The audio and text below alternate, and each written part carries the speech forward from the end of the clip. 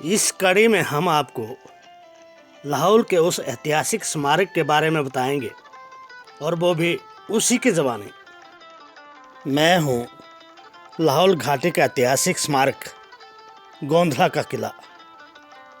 लाहौल आने वाले सभी यात्री गोंधला गांव से होकर केलंग की ओर निकलते हैं तो वे एक नज़र मुझ पर भी डालते हैं। मैं उन्हें अपनी कथा सुनाने के उद्देश्य से अपने पास बुलाता हूँ, लेकिन कुछ ही लोग मेरे पास आते हैं और मेरी दुर्दशा देखकर आगे निकल जाते हैं। मैं पिछले 500 वर्षों से यहाँ खड़ा हूँ।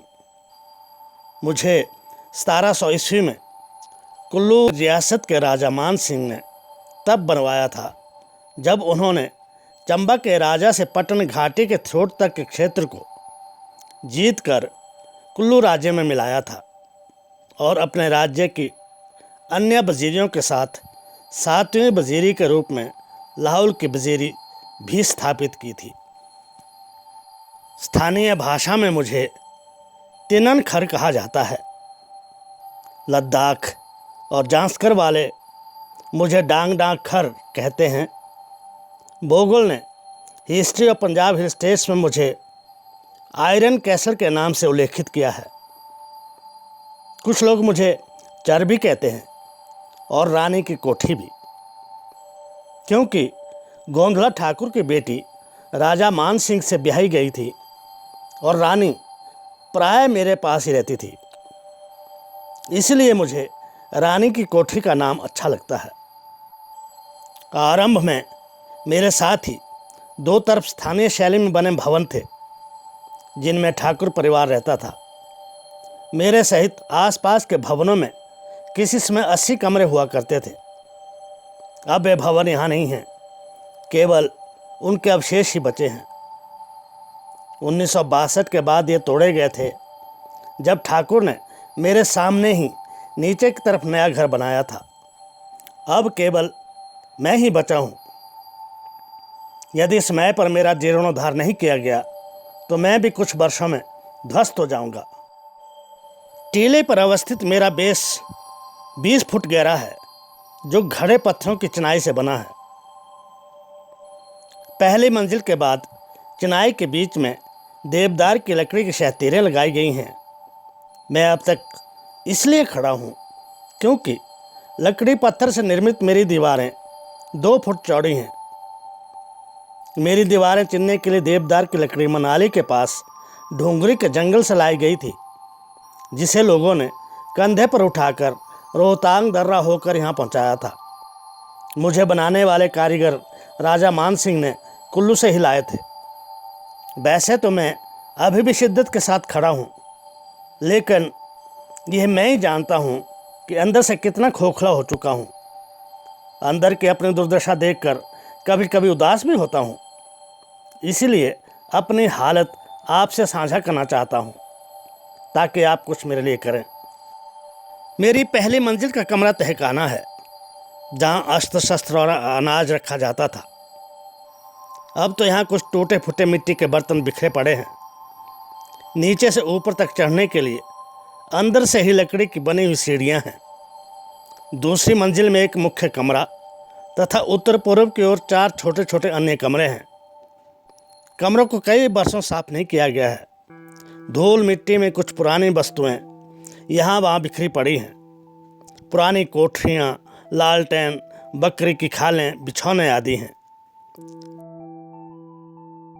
तीसरी मंजिल के मुख्य कमरे में मिट्टी से बनी मूर्तियाँ एक बक्से के ऊपर रखी गई हैं। बुद्ध, पद्म संभव, तारा आदि की मिट्टी की मूर्तियाँ भी जीर्ण शीर्ण अवस्था में पड़ी हुई हैं। दीवारों पर बने झरोखों से गोंधला गांव का दृश्य अब बदला बदला सा नजर आता है।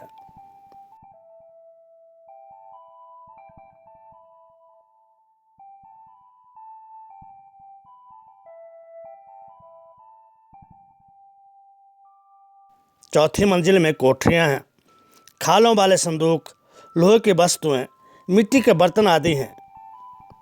5वीं मंजिल में एक चूल्हा है। जब राजा मान सिंह मेरे पास ठहरता था तो इसी चूल्हे पर राजा का भोजन पकता था। इसे मान सिंह का चूल्हा भी कहा जाता है। सबसे ऊपर की मंजिल में चारों ओर बरामदा है। बरामदे में लकड़ी की फिरकियां स्तंभों के साथ जोड़ी गई हैं। तीसरी मंजिल के बाद चारों ओर झरोखे हैं।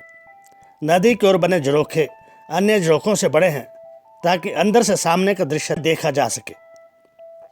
दरवाज़ों और झरोखों में लकड़ी पर नक्काशी की गई है, जिनमें महात्मा बुद्ध, पद्म संभव, तारा माता और वन्य प्राणियों की आकृतियां उकेरी गई हैं।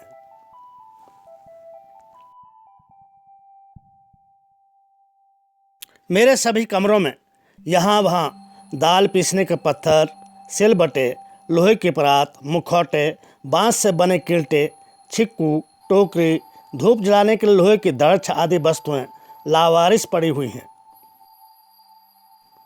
एक चपटे गोल पत्थर के मध्य फूल पत्तियां उकेरी हुई हैं, जिसे संजोने की आवश्यकता है। दीवारों को मिट्टी से लेपा गया है।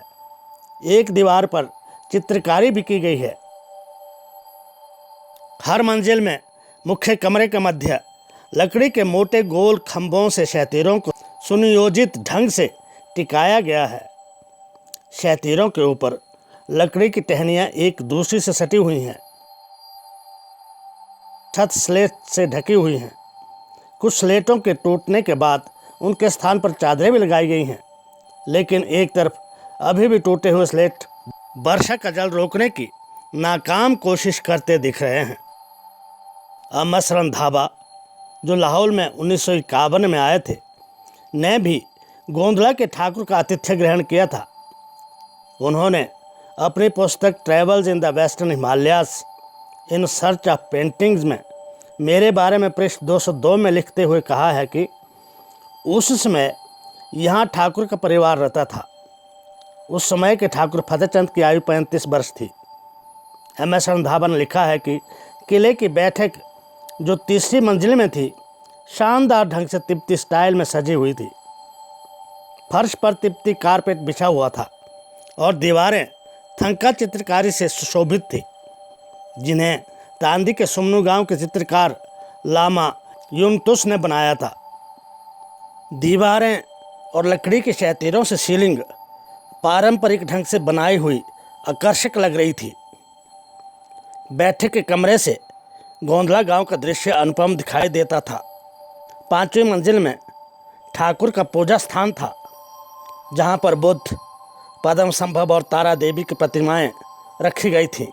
पूजा के कमरे के द्वार पर दीवारों से लटकाए हुए ढोल रखे गए थे। पूजा के कमरे के ऊपर वाले कमरे में संग्रहालय था, जहां पर पुराने अस्त्र शस्त्र रखे हुए थे। बौद्ध धर्म की पोथियां भी थी, जिन्हें लाल कपड़े से लपेटा गया था। कितना भव्य था यह किला। 21 अगस्त 1962 को मेरे पास तत्कालीन जिलाधीश मनोहर सिंह गिल भी रुके थे। उस समय नए साल के फागली उत्सव पर यहाँ खूब रौनक होती थी। सारे गांव वाले यहाँ इकट्ठा होकर नाचते गाते थे। उस समय की बात ही कुछ और थी। जब से ठाकुर ने यहाँ रहना छोड़ दिया, तब से मैं पल पल सिमट रहा हूँ, गिर रहा हूँ। शायद कुछ वर्षों में ध्वस्त होकर जमींदोज हो जाऊंगा। फिर भी मैंने उम्मीद नहीं छोड़ी है। कोई न कोई आएगा और मेरी सुध लेकर मेरा वही पुराना वैभव लौटा लाएगा, ये मुझे पूरा विश्वास है। अगली कड़ी में किसी और विषय को लेकर आपके सामने उपस्थित होंगे। तब तक देखते रहिए हिमालय धरोहर चैनल। इसे सब्सक्राइब, लाइक और शेयर अवश्य करें।